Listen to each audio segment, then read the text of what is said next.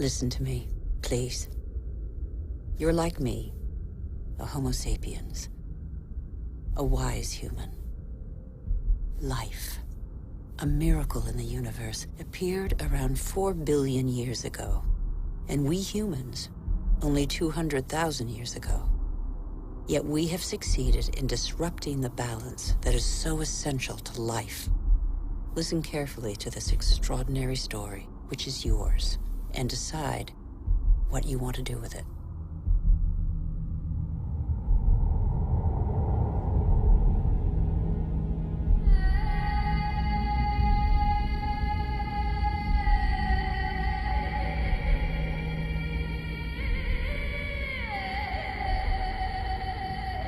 These are traces of our origins.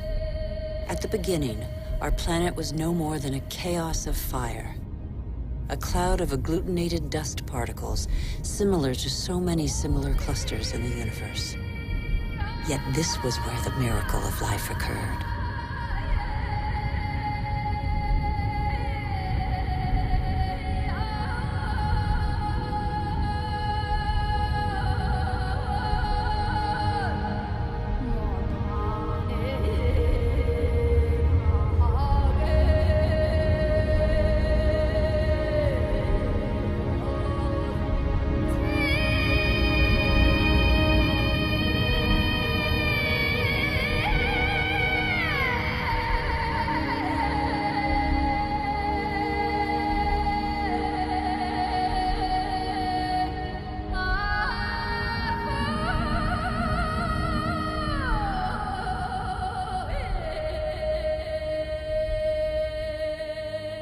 Today, life, our life, is just a link in a chain of innumerable living beings that have succeeded one another on Earth over nearly 4 billion years.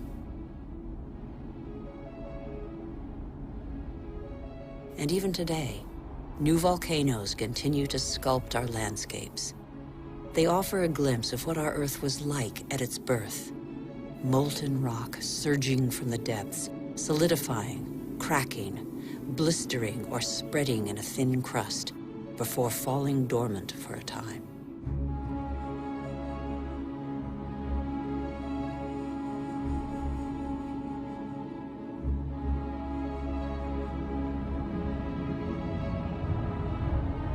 These wreaths of smoke curling from the bowels of the Earth bear witness to the Earth's original atmosphere, an atmosphere devoid of oxygen. A dense atmosphere, thick with water vapor, full of carbon dioxide. A furnace.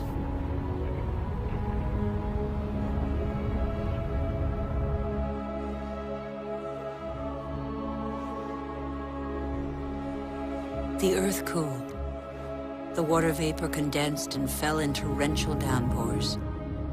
At the right distance from the sun, not too far, not too near, the Earth's perfect balance enabled it to conserve water in liquid form.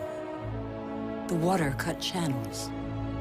They are like the veins of a body, the branches of a tree, the vessels of the sap that the water gave to the Earth.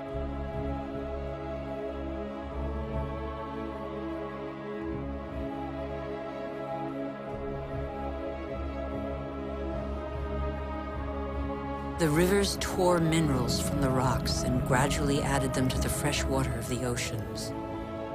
And the oceans became heavy with salt.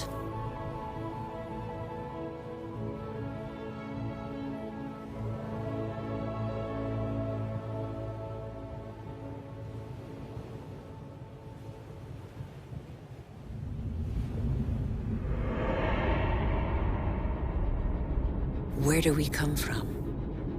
Where did life first spark into being? A miracle of time, primitive life forms still exist in the globe's hot springs. They give them their colors. They're called archaeobacteria.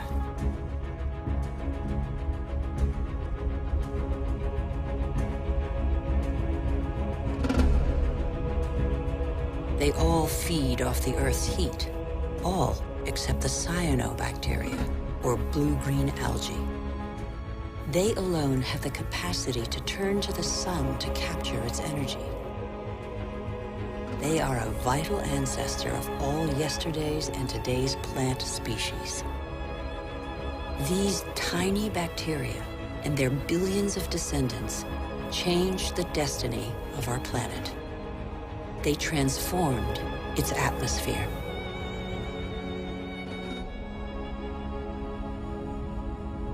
What happened to the carbon that poisoned the atmosphere? It's still here, imprisoned in the Earth's crust. Here, there once was a sea inhabited by microorganisms. They grew their shells by tapping into carbon from the atmosphere, dissolved in the ocean. These strata are the accumulated shells of those billions and billions of microorganisms.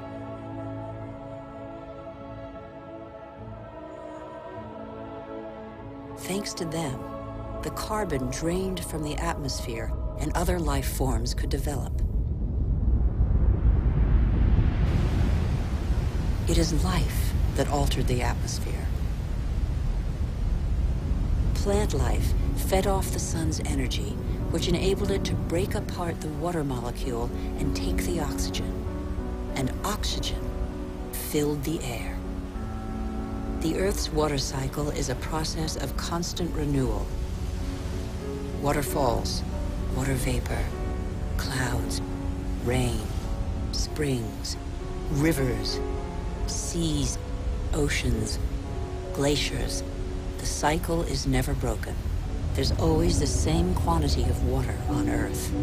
All the successive species on Earth have drunk the same water. The astonishing matter that is water, one of the most unstable of all. It takes a liquid form as running water, gaseous as vapor, or solid as ice. In Siberia, the frozen surfaces of the lakes in winter contain the traces of the forces that water deploys when it freezes. Lighter than water, the ice floats. It forms a protective mantle against the cold, under which life can go on.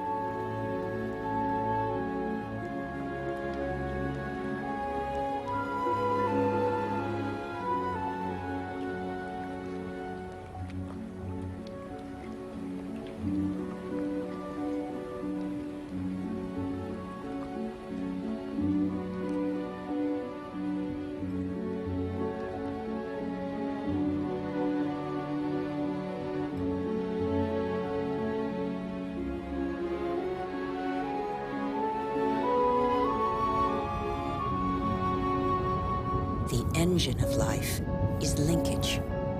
Everything is linked. Nothing is self-sufficient.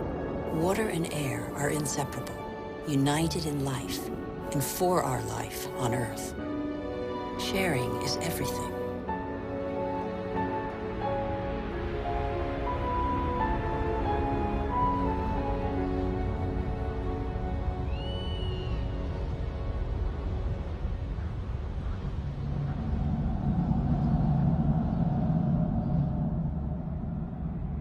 The green expanse peeking through the clouds is the source of oxygen in the air.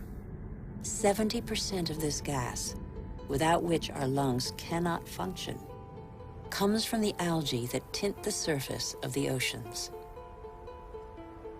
Our Earth relies on a balance in which every being has a role to play and exists only through the existence of another being.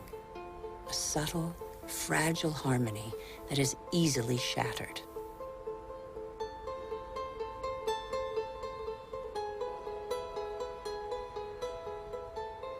Thus, corals are born from the marriage of algae and shells.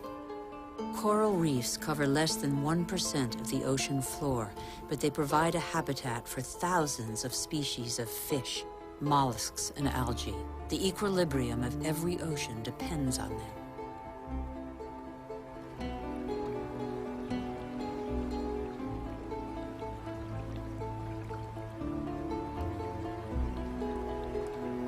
The Earth counts time in billions of years.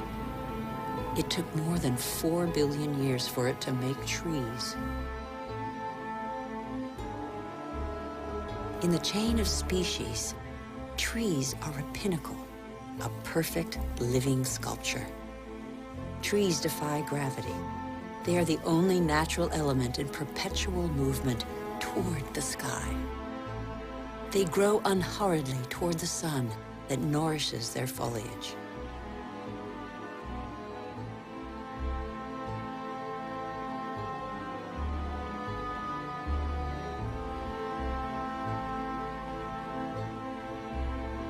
They have inherited from those minuscule cyanobacteria the power to capture light's energy.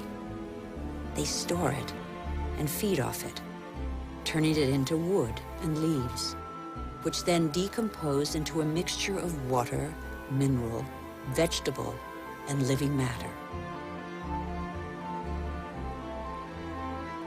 And so, gradually, soils are formed.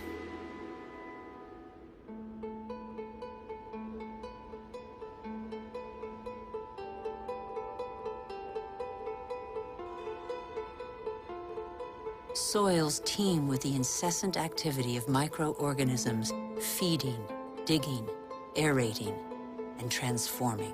They make the humus, the fertile layer to which all life on land is linked.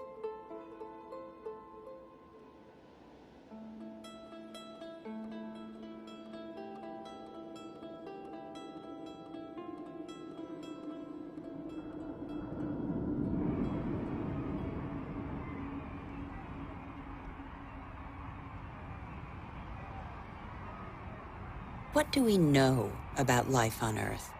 How many species are we aware of? 1/10 of them? 100th, perhaps? What do we know about the bonds that link them?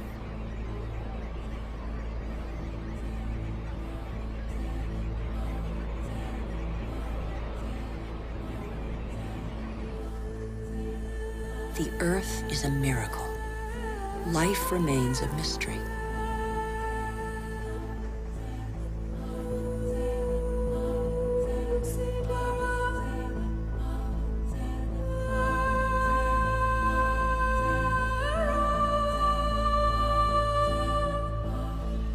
Families of animals form, united by customs and rituals that are handed down through the generations.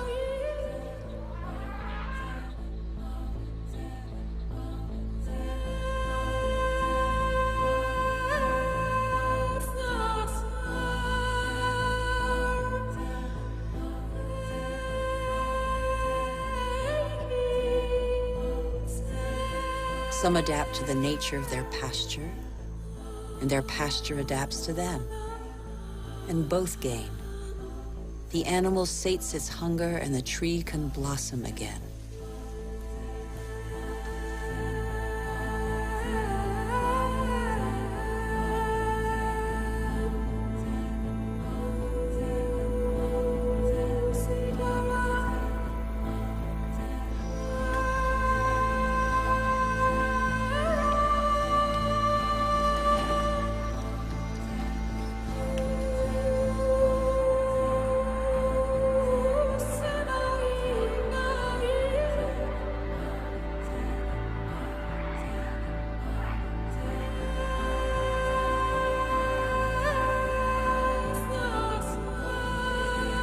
In the great adventure of life on Earth, every species has a role to play. Every species has its place.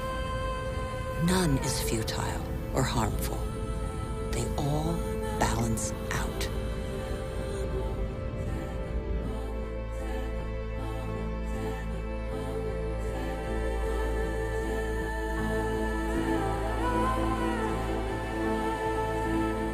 And that's where you, Homo sapiens, wise human, enter the story. You benefit from a fabulous 4 billion-year-old legacy bequeathed by the Earth.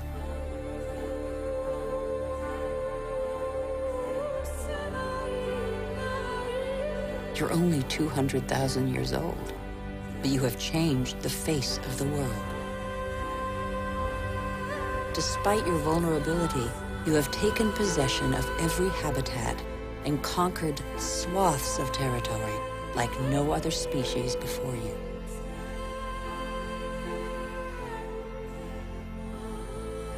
After 180,000 nomadic years, and thanks to a more clement climate, humans settled down. They no longer depended on hunting for survival. They chose to live in wet environments that abounded in fish, game, and wild plants, there where land, water, and life combine.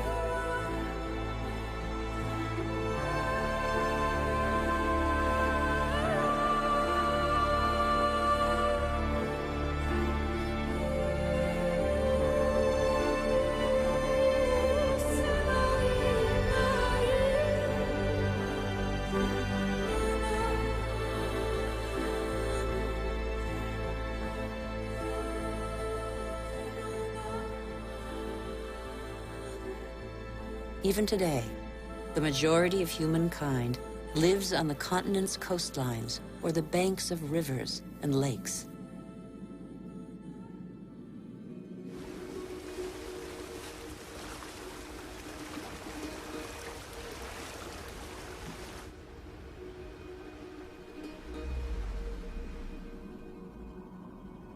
Across the planet, 1 person in 4 lives as humankind did 6,000 years ago.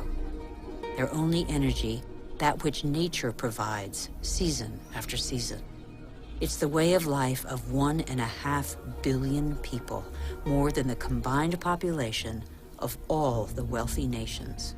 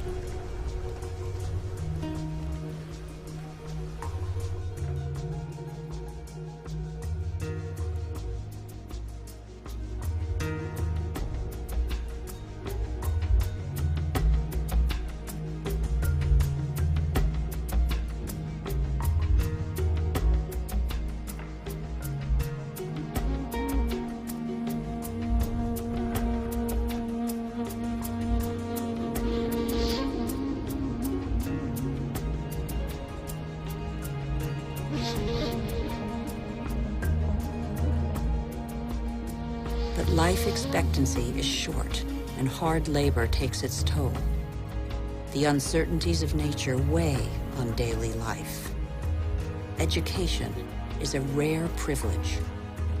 Children are a family's only asset, as long as every extra pair of hands is a necessary contribution to its subsistence.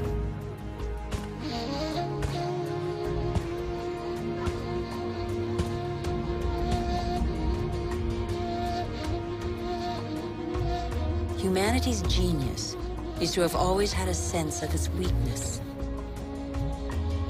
The physical energy and strength with which nature insufficiently endowed humans is found in animals that help them to discover new territories.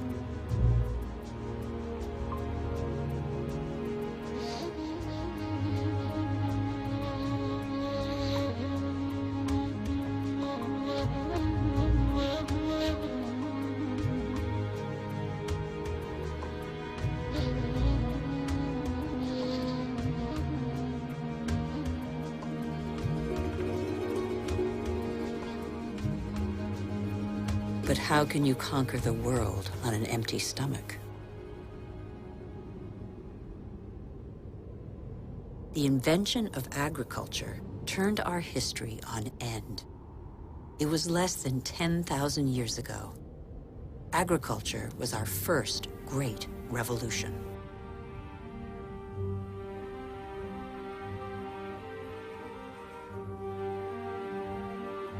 It resulted in the first surpluses and gave birth to cities and civilizations.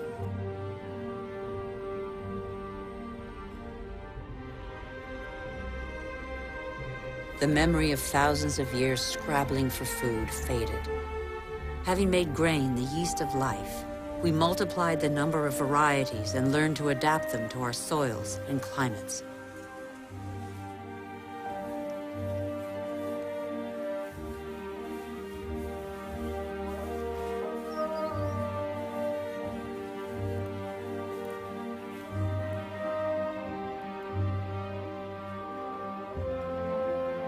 We're like every species on Earth. Our principal daily concern is to feed ourselves. When the soil is less than generous and the water becomes scarce, we are able to deploy prodigious efforts to extract from the land enough to live on.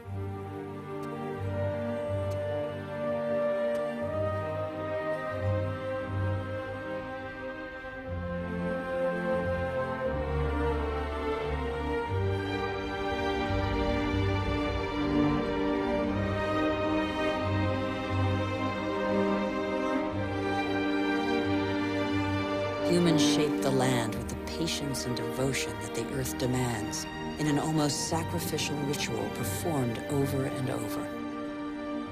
Agriculture is still the world's most widespread occupation.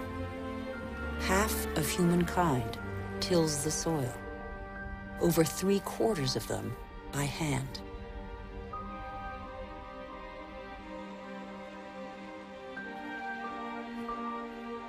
Agriculture is like a tradition handed down from generation to generation in sweat, graft, and toil, because for humanity, it is a prerequisite of survival.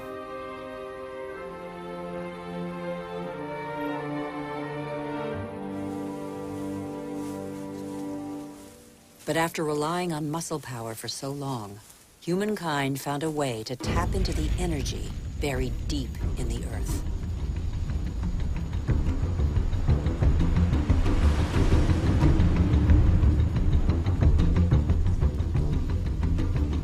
These flames are also from plants, a pocket of sunlight, pure energy, the energy of the sun, captured over millions of years by millions of plants more than 100 million years ago. It's coal, it's gas, and above all, it's oil.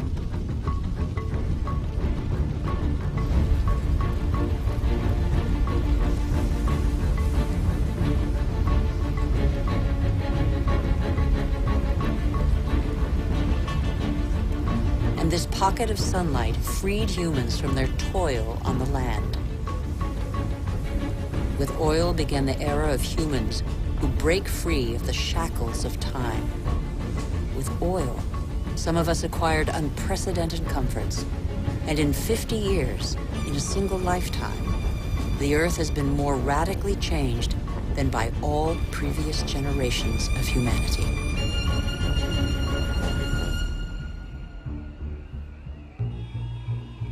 Faster and faster.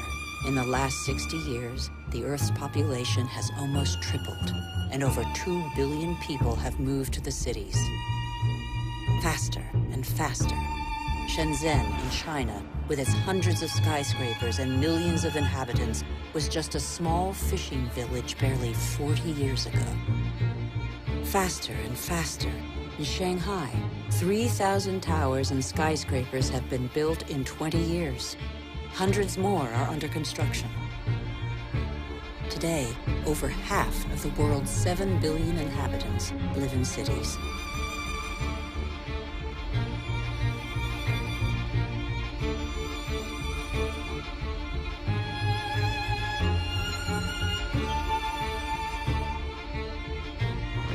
New York, the world's first megalopolis, is a symbol of the exploitation of the energy the Earth supplies to human genius. The manpower of millions of immigrants, the energy of coal, the unbridled power of oil.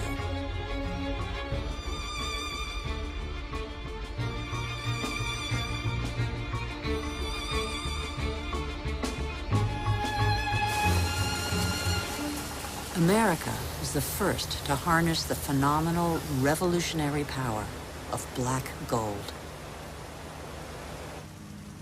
In the fields, machines replaced men. a liter of oil generates as much energy as 100 pairs of hands in 24 hours. In the United States, only 3 million farmers are left. They produce enough grain to feed 2 billion people. But most of that grain is not used to feed people. Here, and in all other industrialized nations, it's transformed into livestock feed or biofuels.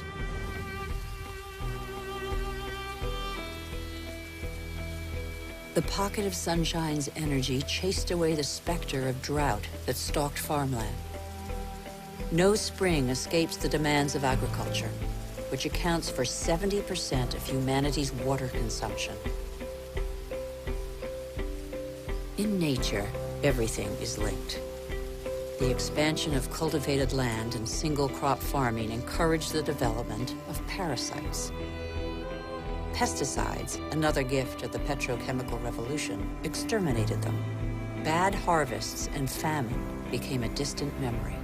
The biggest headache now was what to do with the surpluses engendered by modern agriculture. But toxic pesticides seeped into the air, soil, plants, animals, rivers, and oceans. They penetrated the heart of cells similar to the mother cell that is shared by all forms of life. Are they harmful to the humans that they released from hunger? These farmers, in their yellow protective suits, probably have a good idea.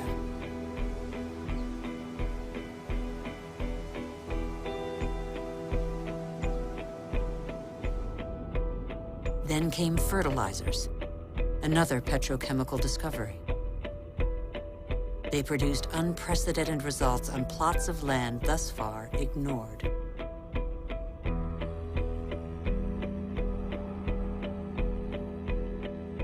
Crops adapted to soils and climates gave way to the most productive varieties and the easiest to transport. And so, in the last century, 3/4 of the varieties developed by farmers over thousands of years have been wiped out.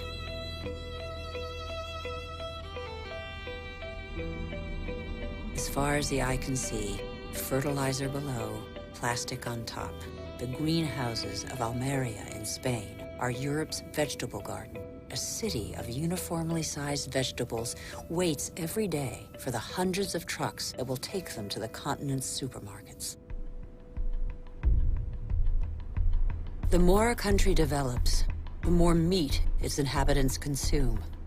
How can growing worldwide demand be satisfied without recourse to concentration camp-style cattle farms?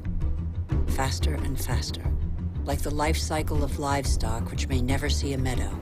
Manufacturing meat faster than the animal has become a daily routine.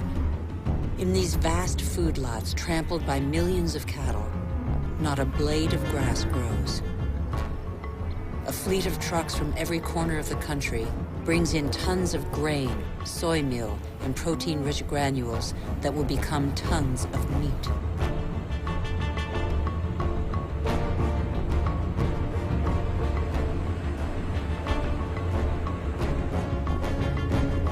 The result is that it takes 100 liters of water to produce 1 kilogram of potatoes, 4,000 liters for 1 kilo of rice, and 13,000 liters for 1 kilo of beef, not to mention the oil guzzled in the production process and transport.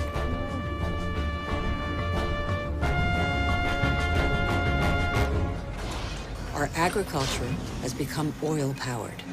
It feeds twice as many humans on Earth, but has replaced diversity with standardization.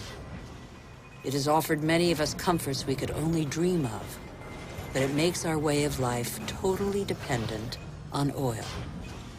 This is the new measure of time. Our world's clock now beats to the rhythm of these indefatigable machines tapping into the pocket of sunlight. The whole planet is attentive to these metronomes of our hopes and illusions. The same hopes and illusions that proliferate along with our needs, increasingly insatiable desires and profligacy.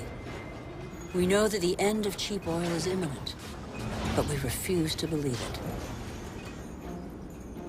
For many of us, the American dream is embodied by a legendary name, Los Angeles. In this city that stretches over 100 kilometers, the number of cars is almost equal to the number of inhabitants. Here, energy puts on a fantastic show every night.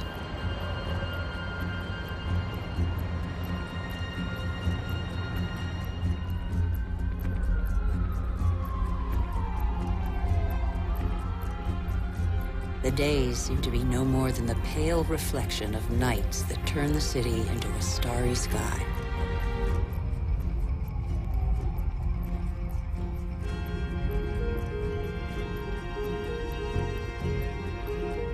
Faster and faster. Distances are no longer counted in miles, but in minutes.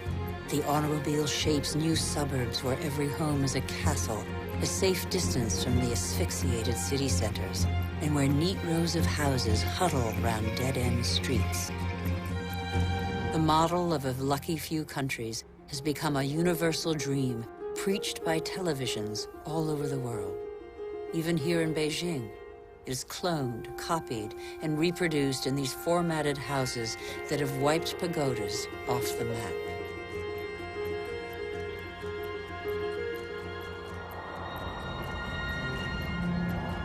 The automobile has become the symbol of comfort and progress. If this model were followed by every society, the planet wouldn't have 900 million vehicles as it does today, but 5 billion. Faster and faster. The more the world develops, the greater its thirst for energy. Everywhere, machines dig, bore, and rip from the earth the pieces of stars buried in its depths since its creation. Minerals.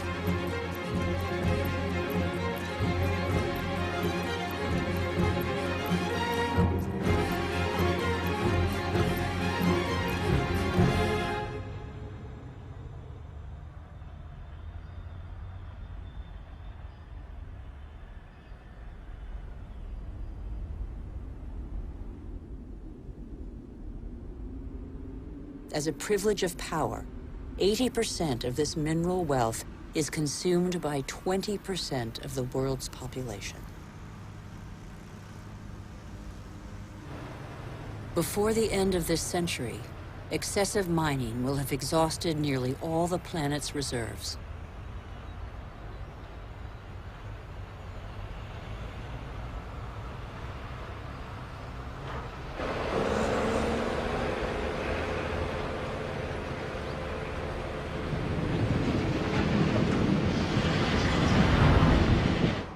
Faster and faster. Shipyards churn out oil tankers, container ships, and gas tankers to cater for the demands of globalized industrial production. Most consumer goods travel thousands of kilometers from the country of production to the country of consumption. Since 1950, the volume of international trade has increased 20 times over.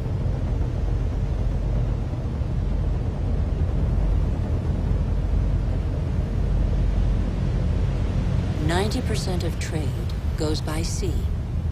500 million containers are transported every year, headed for the world's major hubs of consumption, such as Dubai.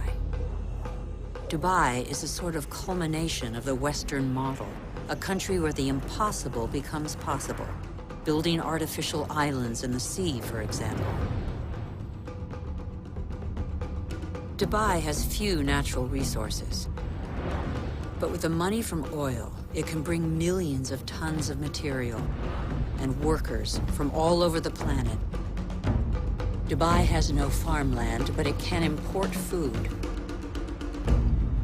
Dubai has no water, but it can afford to expend immense amounts of energy to desalinate seawater and build the highest skyscrapers in the world. Dubai has endless sun, but no solar panels. It is the totem to total modernity that never fails to amaze the world.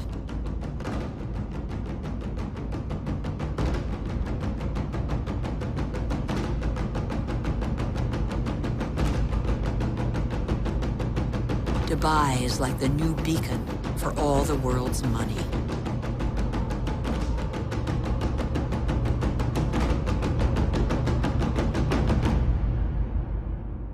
Nothing seems further removed from nature than Dubai, although nothing depends on nature more than Dubai.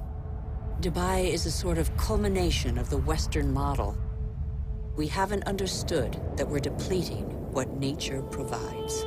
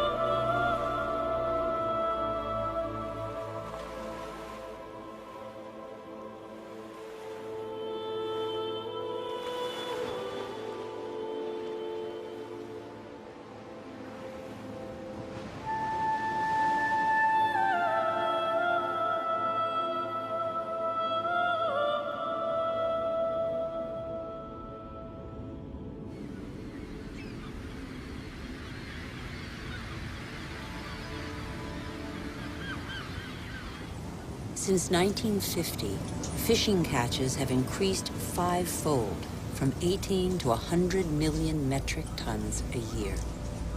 Thousands of factory ships are emptying the oceans. 3/4 of fishing grounds are exhausted, depleted, or in danger of being so. Most large fish have been fished out of existence since they have no time to reproduce.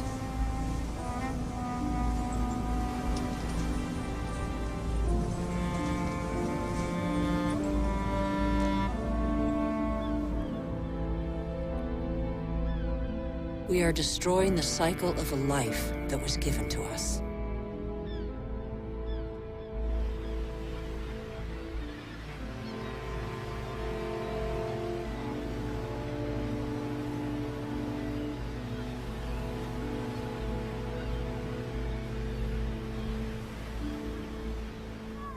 At the current rate, all fish stocks are threatened with exhaustion.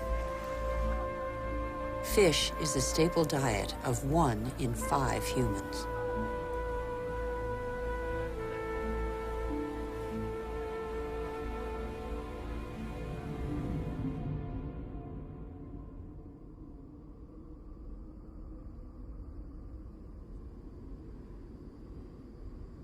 We have forgotten that resources are scarce. 500 million humans live in the world's desert lands, more than the combined population of Europe. They know the value of water. They know how to use it sparingly. Here, they depend on wells replenished by fossil water, which accumulated underground in the days when it rained on these deserts, 25,000 years ago.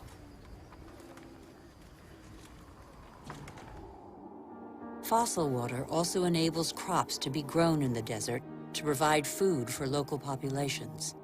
The field's circular shape derives from the pipes that irrigate them around a central pivot. But there is a heavy price to pay. Fossil water is a non-renewable resource.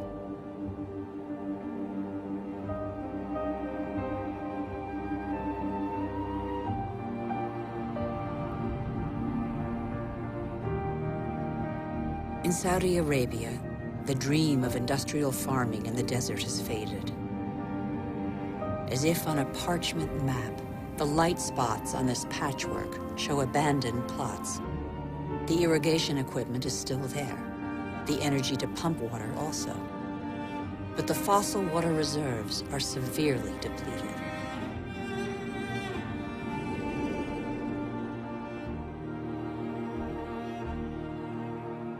Israel turned the desert into arable land.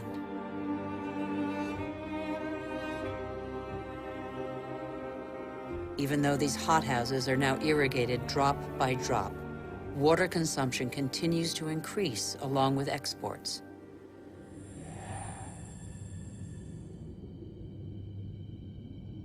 the once mighty River Jordan is now just a trickle. Its water has flown to supermarkets all over the world in crates of fruit and vegetables.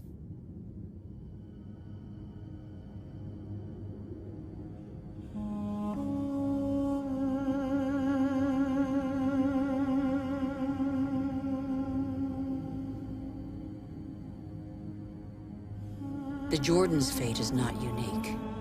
Across the planet, one major river in 10 no longer flows into the sea for several months of the year.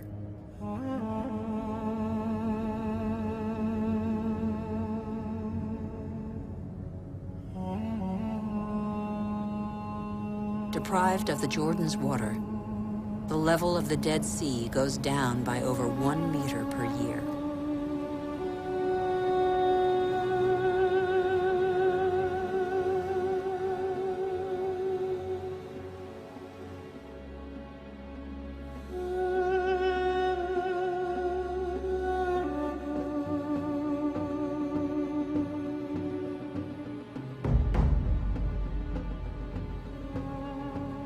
India risks being the country that suffers most from the lack of water in the coming century. Massive irrigation has fed the growing population, and in the last 50 years, 21 million wells have been dug. In many parts of the country, the drill has to sink ever deeper to hit water. In western India, 30% of wells have been abandoned. The underground aquifers are drying out. Vast reservoirs will catch the monsoon rains to replenish the aquifers. In dry season, women from local villages dig them with their bare hands.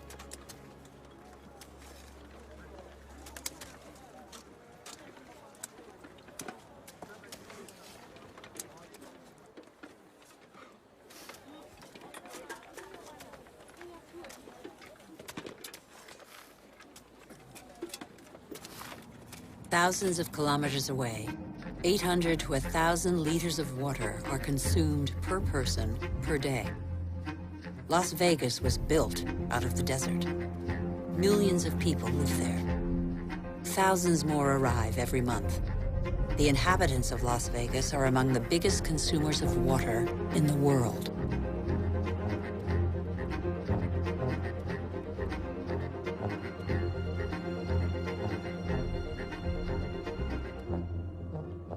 Palm Springs is another desert city with tropical vegetation and lush golf courses. How long can this mirage continue to prosper?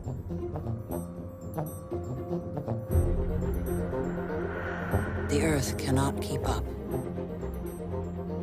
The Colorado River, which brings water to these cities, is one of those rivers that no longer reaches the sea. Water levels in the catchment lakes along its course are plummeting.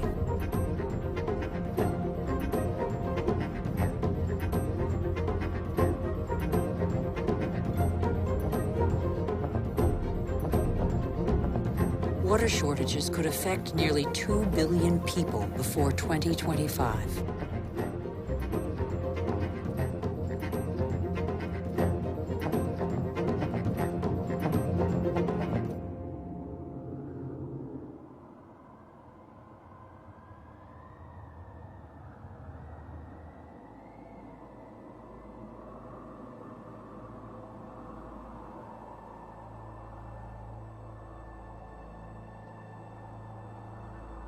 The wetlands represent 6% of the surface of the planet.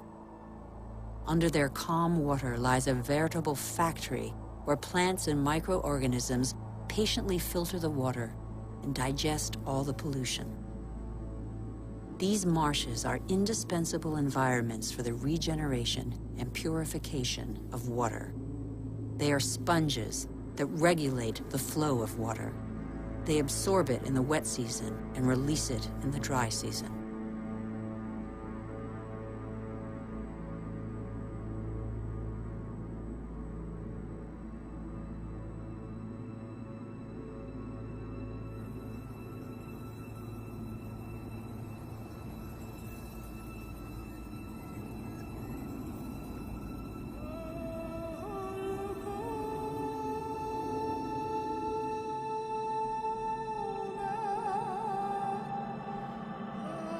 In our race to conquer more land, we have reclaimed them as pasture for our livestock, or as land for agriculture or building. In the last century, half of the world's marshes were drained. We know neither their richness nor their role.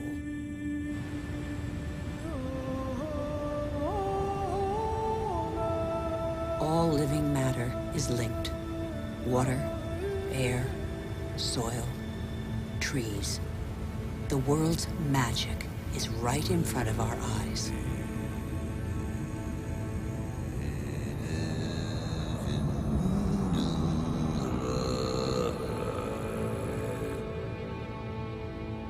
Trees breathe groundwater into the atmosphere as light mist. They form a canopy that alleviates the impact of heavy rains. The forests provide the humidity that is necessary for life. They store carbon, containing more than all the Earth's atmosphere.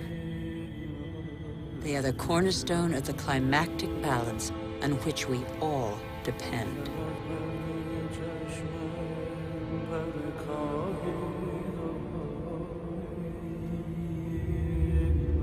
The trees of the primary forests provide a habitat for 3/4 of the planet's biodiversity.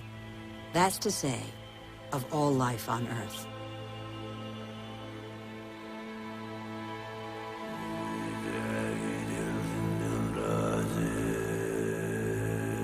These forests provide the remedies that cure us. The substances secreted by these plants can be recognized by our bodies. Our cells talk the same language. We are of the same family.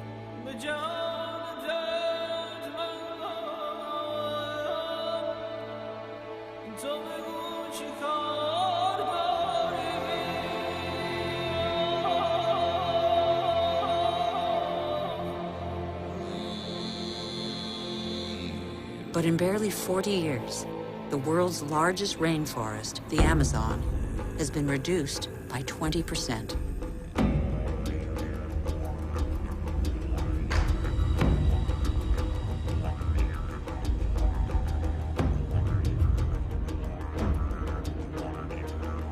The forest gives way to cattle ranches or soybean farms. 95% of these soybeans are used to feed livestock and poultry in Europe and Asia. And so, a forest is turned into meat.